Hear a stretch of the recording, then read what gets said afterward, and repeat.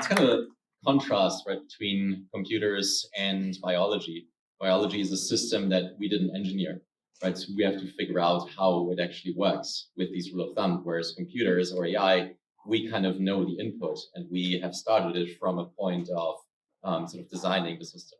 Yeah, AI is really interesting that way because these computers, one of the things that makes them sort of fascinating and I think gives people nightmare scenarios is that we don't quite know exactly how a given one works. We do know how to build them. You dump a lot of data in and you have machine learning algorithms. So it's not some completely mysterious thing like people would have you make it out to be. But we don't know the exact workings on the inside. That's okay. There are systems we understand where we don't understand the exact workings inside. Evolution is one of them. Evolution is explanatory theory, yet you cannot predict what the next random mutation is going to be and what the next organism is going to be. But you still do have a good explanation for how evolution works. And we're sort of at the same level with AI. But we're starting to evolve them almost deliberately. And so we can see some innovation that's going to come there that is much more reflective of how biology works. And so there's no reason to think that we can't figure out how biology works. We just need better explanations. Just like before Einstein came along, we couldn't explain, why during an eclipse the light would bend a certain way and that star was out of place. Now we can.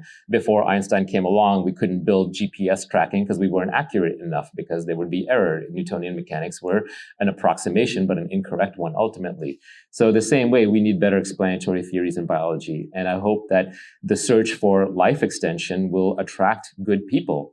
One of the things that Elon Musk really did well, and which is why he's done so well for all of us, is he just set audacious goals, and he meant it. He wants to die on Mars. He doesn't want to die on Earth, or he wants to live forever, but hopefully. But he wants to get to Mars. The same way with Tesla, he didn't say, I want to build electric cars with better batteries. He said, I want self-driving cars, right? So he put an audacious goal out. The same way, I think Sam Altman says, I want AGI. He's not content with just the narrow AI that we have today. So the same way, I hope that people will say, well, I want to live forever. And, that may seem extreme to some people, to some scared people. And to them, I say, look, you always have the option to die. You can always go die in the corner. Nobody cares. No offense. But if you're keeping us all hitched to you, that's the problem, right? That's a problem. So I think the people who want to live forever should go ahead and spread that meme. Yeah, that's why our thanks.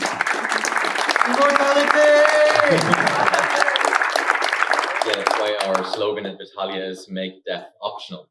Right? You don't want to be trapped under a rock in pain, not being able to die, right? Yeah, I mean, it's sort of ludicrous that some people say, well, trying to live forever is unnatural. Really? Well, your actual lifespan a few hundred years ago would have been 30 years old before all the diseases hit you.